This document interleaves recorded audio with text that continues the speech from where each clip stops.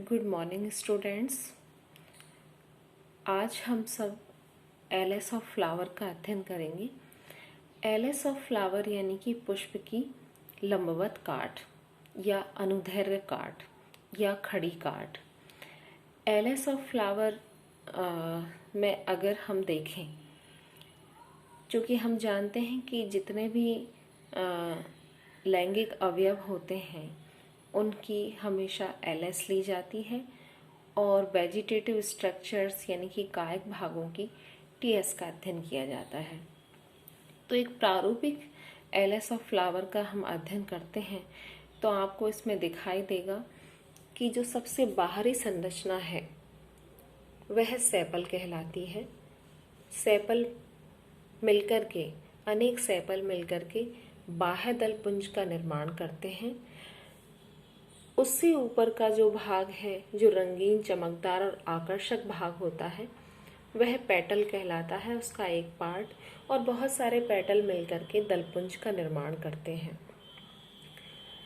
इससे और आगे बढ़ने पर हमें दिखाई देगा कि ये जो भाग है जिस पर कि स्टामेन यानी कि पुंकेसर लगे हुए हैं, पुंकेसर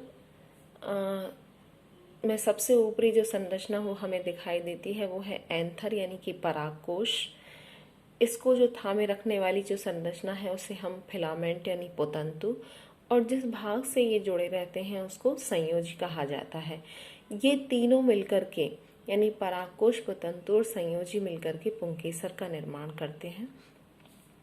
अब हम पुष्प के सबसे आंतरिक भाग पर आते हैं तो आप देखेंगे कि इसका निचला जो भाग है वह फूला हुआ अंडाकार संरचना, जिसे हम कहते हैं ओवरी। ओवरी यानी कि अंडाशय कहते हैं, यह फूली हुई संरचना है। ओवरी के अंदर आप देखेंगे तो ओव्यूल लगे हुए रहते हैं। ओव्यूल का मतलब बीजांड पर बीज लगे हुए रहते हैं। यही फूला हुआ भाग जब एक नलिकाकार संरचना के रूप में आ जाता है तो इसे स्टाइल कहा जाता है। स्टाइल का मतलब है वर्तिका, और ये वर्तिका जब अपने आखिरी सिरे पर पहुंच जाती है उसे स्टिग्मा कहते हैं। स्टिग्मा यानी वर्तिका, वर्तिकाग्र। वर्तिकाग्र, वर्तिका और ओवरी, ये तीनों संरचनाएं मिलकर के पिस्टिल का निर्माण करती हैं। पिस्टिल यानी कि स्त्री भाग या स्त्री केसर। स्टामेन यानी कि पुरुष भाग या नर भाग या पुंकेसर। तो हम कह सकते हैं कि किसी भी पुष्प की प्रारूपिक संरचना में 4 मुख्य भाग होते हैं। 4 मुख्य भाग में सबसे पहला जो बाहर भाग होता है वो है बाह्य दलपुंज, दूसरा भाग होता है दलपुंज, और तीसरा भाग होता है पुमंग, और चौथा भाग होता है जायांग। तो इस तरह से आप देख सकते हैं कि बाह्य दलपुंज, दलपुंज, पुमंग और जायांग 4 भाग होते हैं, लेकिन दलपुंज और बाह्य दलपुंज ये दोनों भाग पुष्प के सहायक अंग होते हैं। सहायक अंग या अवयव होते हैं। बाह्य दलपुंज और दलपुंज सहायक अंग या सहायक अवयव होते हैं, जबकि पुमंग और जायांग ये दोनों भाग आवश्यक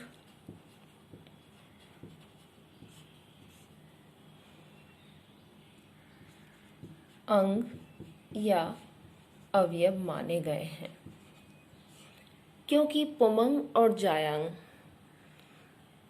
जिसमें पुमंग नर भाग को रिप्रेजेंट करता है और जायांग मादा भाग को रिप्रेजेंट करता है, ये पुष्प के आवश्यक अवयव हैं जनन की क्रिया के लिए।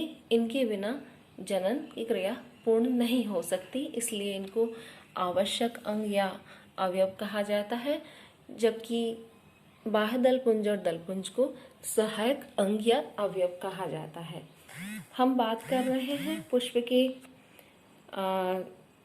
एलएस ऑफ फ्लावर, यानी कि इसकी जो भी हमारी पार्ट होते हैं एक प्रारूपिक पुष्प के अंदर, उन सब के बारे में।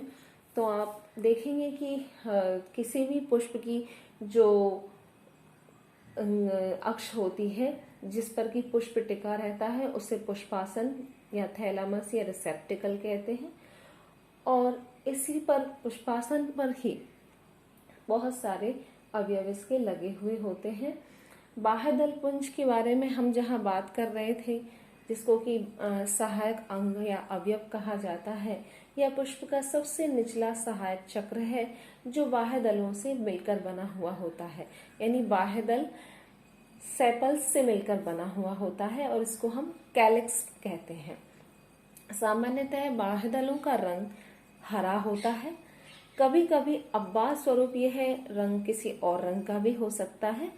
कलिका अवस्था में पुष्प के यह दूसरे भागों को सुरक्षा प्रदान करने का काम करता है। इसमें सामान्य पर्ण की तरह ही रंध्र और शिराएं भी पाई जा सकती हैं। दलपुंज की अगर हम बात करते हैं तो दलपुंज को दूसरा सहायक चक्र कहा जाता है। यह दलों के द्वारा बनता है और यह बाह्य दलपुंज के अंदर की तरफ स्थित होता है। दल के लिए मैंने पहले भी कहा कि दल ही रंगीन होते हैं, लेकिन कभी कभी इनका रंग हरा भी हो सकता है। इनका रंग एंथोसायनिन या एंथोजेंथिन या कैरोटीनॉइड वर्णकों की उपस्थिति के कारण दूसरा रंग भी इनका हो सकता है। इनकी जो सतह है वो चिकनी होती है। पुष्प का सबसे आकर्षक भाग ही दलपुंज होता है और पेटल्स इसकी एक इकाई का नाम है। बहुत सारे पेटल मिलकर के दलपुंज का निर्माण करते हैं। इसे हम कोरोला कहते हैं। कभी कभी इसमें रोम भी पाए जाते हैं और ये जो बाह्य दलपुंज के समान ही पुष्प को सुरक्षा प्रदान करते हैं। सुरक्षा के अतिरिक्त ये कीट पक्ष के पर परागण में भी सहायक होते हैं। दलों पर ही मकरंद ग्रंथियां, सुगंधित तेल की ग्रंथियां भी पाई जाती हैं और ये सभी पुष्प को सुगंधित बनाने का काम करते हैं। तो ये तो थे सहायक अंग या अवयव या सहायक चक्र। दूसरा जो हमारा पार्ट आता है जिनको हम आवश्यक अंग, अवयव या आवश्यक चक्र या अनिवार्य चक्र भी कहते हैं। तो हम इसमें देखते हैं कि पहला जो भाग आता है वो है पुमंग। पुमंग पुंकेसर अथवा लघु बीजाणु पर्णों से बना हुआ तीसरा चक्र होता है। यह अनिवार्य चक्र होता है और पुंकेसर तंतु समान पोतंतु और परागकोश से मिलकर बना होता है और एक परागकोश में 2 लोब्स होती हैं जो कि कनेक्टिव, मैंने आपको बताया था चित्र के माध्यम से कि परागकोश पोतंतु या तंतु के द्वारा जुड़ा रहता है। जायंग के बारे में जब हमने बात की थी तो पुष्पासन का जो शीर्ष भाग है यानी सबसे ऊपर का जो भाग है वह जायंग में बदल जाता है और यह जायंग जो है अंडकों या गुरु बीजाणु पर्णों से मिलकर के बना हुआ होता है। यह पुष्प का अंतिम और अनिवार्य चक्र होता है। और ये जो जायंग है इसमें प्रारूपिक जायंग में अंडाशय यानी कि ओवरी, स्टाइल और स्टिग्मा होते हैं, जो कि मैंने आपको चित्र के माध्यम से भी बताया था। ये इनका थ्योरेटिकल डिस्क्रिप्शन है। अंडाशय का जो अंडक वाला भाग है वो फूला हुआ होता है और इसमें एक या कई सारे ओव्यूल्स यानी कि बीजांड पाए जाते हैं। अंडाशय के ऊपरी नलीनुमा भाग जो आकृति इस तरह से निकलता है उसे हम वर्तिका कहते हैं और वो वर्तिकाग्र में समाप्त हो जाता है। तो यहाँ बाह्य दलपुंज और जो दलपुंज है इनको सहायक चक्र या सहायक अवयव या सहायक चक्र के रूप में जाना जाता है, क्योंकि इनका जो मुख्य रोल है वो है पुमंग और जायंग की सुरक्षा करने का। परागण के लिए भी आकर्षित करते हैं दलपुंज, क्योंकि रंगीन और सुगंधित होते हैं। पुमंग और जो जायंग है ये पुष्प के आवश्यक अंग, अवयव या एसेंशियल चक्र इनको माना जाता है, पुमंग और जायंग को। तो इस तरह से आप समझ गए होंगे कि एलएस ऑफ फ्लावर में कौन कौन सी संरचनाएं होती हैं।